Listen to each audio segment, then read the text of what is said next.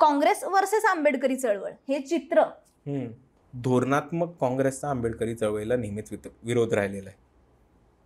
आपण आता काँग्रेसकडे बघताना तुम्ही एक पॉलिसी लेवल मशिनरी किंवा धोरणा बनवणारा एक ऑर्गनायझेशन ह्याच्यापेक्षा एक आम्ही सगळ्यांची मतं कशी घेऊ ह्या ऑर्गनायझेशनच्या दृष्टिकोनातनं जास्त कळ. आणि तुम्हाला कळेल काय झालं जेव्हा सगळ्यात पहिले एक स्ट्रॉंग आंबेडकराईट मुवमेंट, म्हणजे जेव्हा सगळ्यात पहिले बाबासाहेबांचं शेड्यूल कास्ट फ्रंट आणि लेबर पार्टी ऑफ इंडिया पहिले लढत होती, तेव्हा आपल्याला दिसेल की काँग्रेस तुम्हा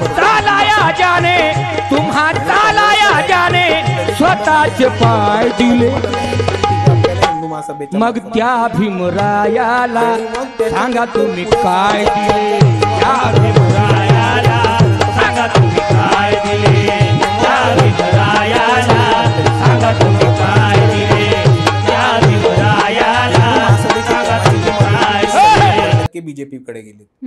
काँग्रेसला भरोसाच नाही की आम्ही ती मतं घेऊ शकतो. तर आता नेक्स्ट मतं कोणाची घ्यायची? आंबेडकरवादी चळवळीची. आणि तो त्यांचा मतं घ्यायसाठी एक पॉलिसी लेवलचा शिफ्ट होता. पण आपण बघितलं असेल तर जितके जितके महत्वाची धोरणं होती ती काँग्रेस खाली कधीच पास नाही झाली. मंडल कमिशन हे व्हीपी सिंगांना पास करायला लागले. बाबासाहेबांना भारतरत्न हा व्हीपी सिंगांखाली मिळालाय. उलट म्हणायला वाईट वाटतं, पण बाबासाहेबांचा जो पार्लमेंटमध्ये पोर्ट्रेट लागली ती भाजपनी लावली, ती काँग्रेसनी नाही लावली. सो आणि आपल्याला बाबासाहेबांबरोबर जो केला त्याच्यानंतर जे ट्रीटमेंट मायावती कांशीराम यांना मिळाली, जी ट्रीटमेंट मौर्यांना मिळाली, जी ट्रीटमेंट दादासाहेब गायकवाड आणि इतर लोकांना मिळाली, त्याच्यावरनं आपल्याला हे दिसतं की काँग्रेसला मतं हवी आहेत पण लिडरशिप नको. हे आपल्याला प्रामुख्याने दिसतं. आपण अजूनही महाराष्ट्राचा जर 2024चा आपण सगळा डेटा घेऊ, म्हणजे तोपर्यंत संविधान पकडणं, बाबासाहेबांचा फोटो घेऊन जाणं, निळं टी शर्ट जाणं हे पॉलिसी झाली होती. तुम्ही तेव्हा टीकाही केली होती की त्या निळ्या शर्टच्या आतमध्ये जानवं नाही, ते मी 2025 आत्ता केली होती. मी आता विधानसभेचं म्हणतोय. तेव्हा जस्ट सुरुवात झाली होती, तेव्हा तो एक कॅम्पेनचा भाग आहे, स्टार्टिंग पिरियड होता तो, तेव्हाची झालेली. तेव्हाच आपण डेटा घेऊन बघा की काँग्रेस या पक्षाने SC ST रिझर्व्ह सीट सोडून किती SC ST उभी केली लोकसभेला आणि विधानसभेला, आणि आकडा 0. तुम्हाला नेते नको आहेत, तुम्हाला यांचे रिप्रेझेंटेटिव्ह नको आहेत, पण तुम्हाला मतं हवी आहेत. ही एका बाजूला ह्यांची क्लिअर पॉलिसी दिसते. आणि तुम्ही लार्जली हे इंटरप्रिट केलं तर तुम्हाला कसं दिसेल की सगळ्यात पहिले हिंदू महासभेची पॉलिसी होती, मग जय जवान जय किसान पॉलिसी आली, मग त्याच्यानंतर 2014 मध्ये आम्ही मायनॉरिटीज बरोबर आहोत हा त्यांचा. आणि तेव्हा सगळ्यात जास्त आपण बघितलं असेल तर तो एकमेवच कॅम्पेन होता ज्याच्यामध्ये राहुल गांधींची टोपी घालून वाला फोटो वापरला गेला होता. त्याच्यानंतर तो परत कधी वापरला नाही गेला.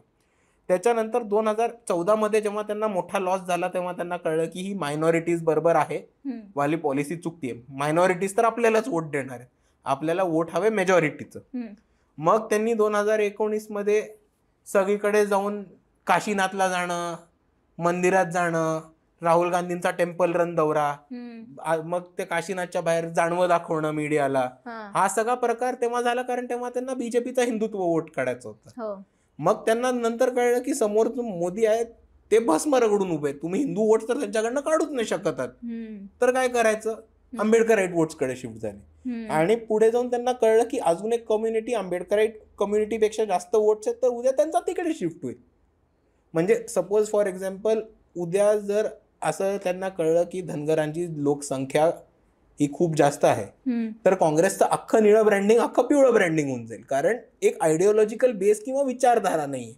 जिधर से वोट आया उधर से उठाव या लॉजिकनी जर तुम्ही चालत असाल, तर तुम्ही एका मोहल्ल्यामध्ये चालत असाल तर हिरवा दुपट्टा घालाल, वस्तीमध्ये जात असाल तर निळा घालाल, आणि मंदिरात झालं असेल भगवा दुपट्टा घालाल. पॉलिसी तीच राहते. आणि मेन पॉलिसीपेक्षा महत्वाचं राहतं की तुम्ही विचारधारा काय, तुम्ही पॉलिटिक्समध्ये आलात तर ते कशासाठी आलात, तुम्हाला सत्तेत जायचं तर ते कशासाठी जायचं, तुम्ही भांडताय तर तुम्ही कोणासाठी भांडताय.